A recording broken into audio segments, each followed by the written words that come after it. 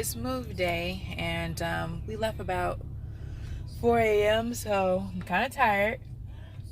And I'm at Dunkin' trying to get some fuel so I can keep going. Fun times. We've already come through. Where have we come through? Oh, we came through Tennessee. It's so weird. Like when you come out of Georgia, you go into Tennessee and then you come back out to Georgia again, and then you go back to Tennessee.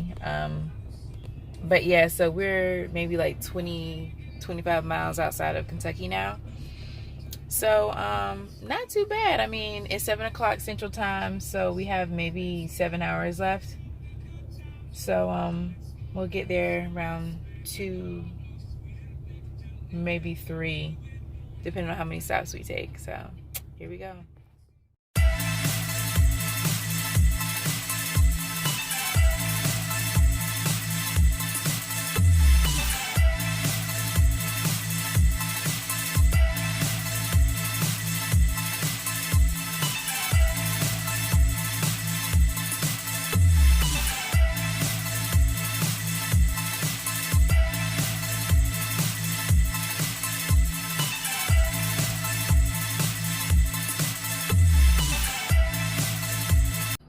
Alright, so we're still traveling, as you can see. Can I turn this thing around? I'll do that. Lord, I'm so old.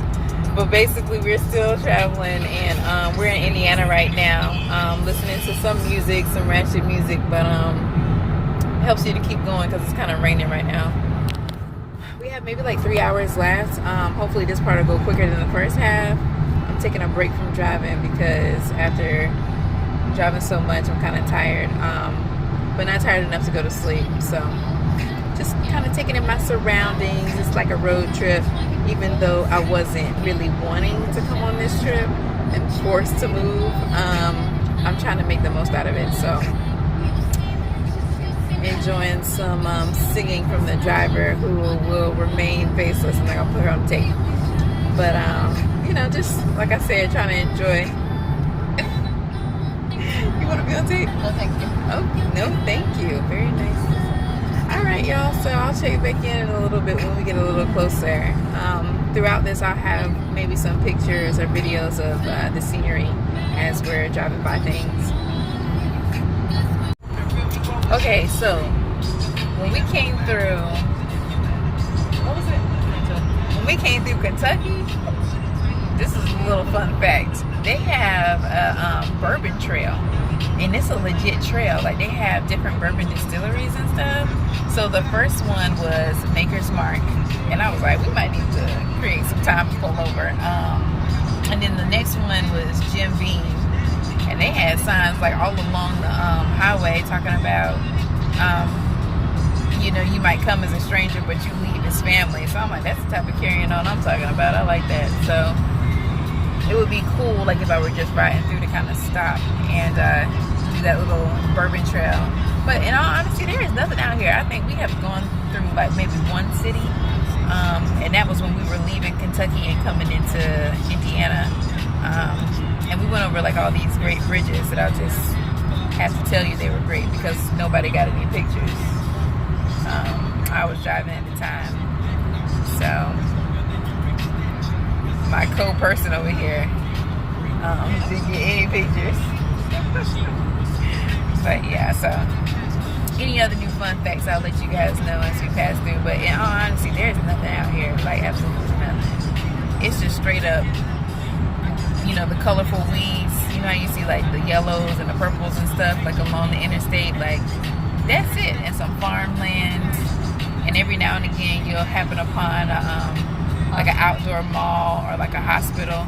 Like, they don't even have fire stations. Like, we came across a couple of volunteer fire stations, and I was thinking, if something were to pop off and there was a fire, what do you do? Just call up somebody like, hey Stacy, there's a fire across the road.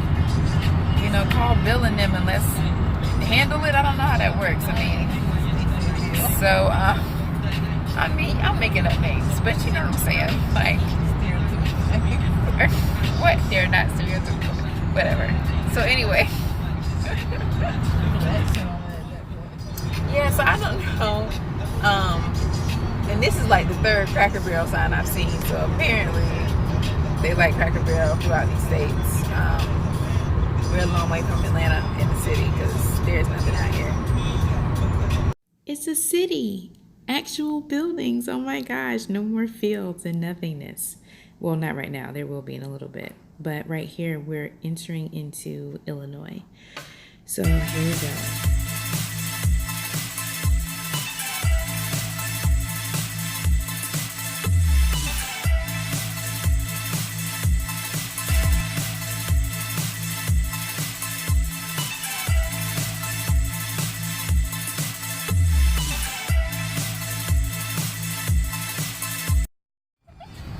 So if you're traveling to Chicago on I-65 North, exit 139 has all the snacks apparently. There's chocolates on 139. Donuts and a deli. They got all little treats and snacks on exit 139. They don't have much on 138. I mean, it's looking bleak out here. Like, this is it. Okay? We're not getting much. There's nothing out here. I mean, you got some hobbies over there, but that's about it. Yeah, there's like a storage center, but there's basically nothing out here. But all the hot stuff is on Lebanon, excuse me. Exit 139. Whatever. Okay, another fun fact. If you're a Fitbit wearer, apparently, if you ride in the car long enough, you will get steps. Okay? I don't know. Just ride around the block a few times if you don't want to walk. I don't know. You have to move your wrist a little bit. And move your wrist a little bit. You know, if you ride. You know, like if you juke into a beat or something like that. You know, dancing probably get you a couple of. Some people juke. What? If you're jamming out in the car, you're having a jam session in the vehicle, move your wrist a little bit, Fitbit, you'll get some steps. That's kind of cool.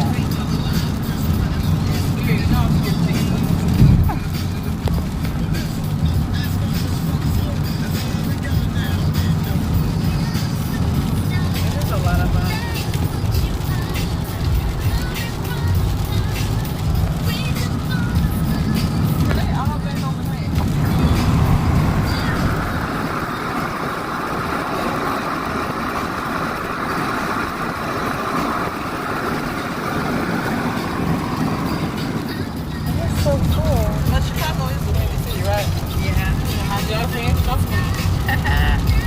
Okay, so I just realized the difference, or learned the difference between a windmill and a wind turbine, which I didn't know. I thought they were windmills, but there's something else that the Midwest has on our little road trips. Wind turbines, where it takes the wind and it turns it into energy, which is kind of cool.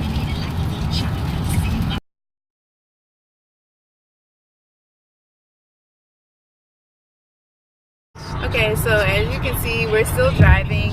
We're maybe like 20 miles outside of Illinois. There's nothing out here, y'all. I mean, literally. There's just cars. I mean, they don't even, to be honest, how do you see at night? There are no street lights. Like, I guess a little reflectors, but I mean, if it were, I'm assuming it gets pretty dark out here at night, and you wouldn't be able to see a thing. But yeah, so we're past the exciting things like the wind turbines or the huge fidget spinners, like my sister calls them. But yeah, you know, we're just listening to some music and chilling with the rain. The driver's driving with her toe. Look at that. She's like stretching. Oh, you gonna move her foot. We saw it, man. We're living on the edge here, okay? Mack trucks have been crossing the line all day, and you think they would slow down. They got some candy factory out here on exit 253. So again, if you're on I-65 North traveling to Chicago or to Illinois, 253 is another hot spot. They had gummy bears and stuff on there. Apparently there's also an adult store, the Lion's Den. Den. If you exit right now, you can go to the Lion's Den. It's a super store. So, but they have some super products in there. We have left the second driver. If you can see in the mirror, she's way back there. Those little dots, like right there, that's her way back in the back. So we're gonna slow down and see if we can. Right. Maybe she did too. I don't know. Oh, she sped up. There she is. She came back with a quickness too.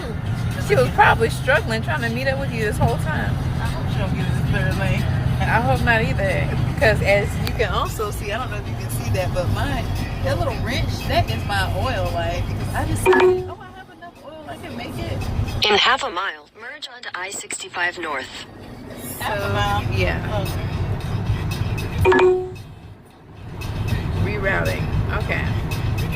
19 miles. Where?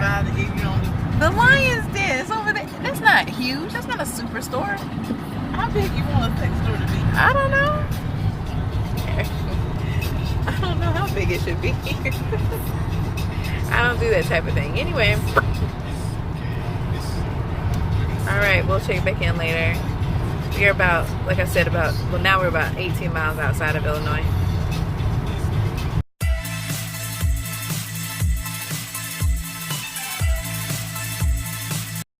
Trying to get past the toll, y'all.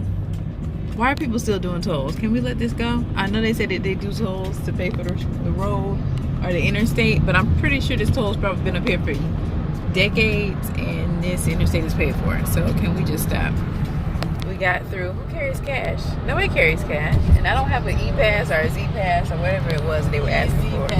Oh, Easy Pass. See, I knew it was E and a Z. My bad. Easy Pass. I didn't have that. So we over here trying to find dollars and coins and change. Thank God the driver was prepared because I clearly was That's not. on the dollar. I don't know how we get home. I don't know how we gonna get off this other toll road that we got coming up, but it's all good. You gotta pay to get off of it. The one at the airport when I flew here, you had to pay to get in the airport and pay to get out of the airport. Girl, you might get a ticket in the mail and I'm just jacking on my head. The people hear that? Yes, they heard that. Oh, that's so damn ignorant. I don't want a ticket. At this point in the trip, it's all been fun and games, but I'm kind of tired of seeing nothingness and wondering if Chicago exists. But we finally come across some signage and we're in Chicago, finally. And this is exactly how I feel at the end of this trip. Thanks guys for coming along for the ride.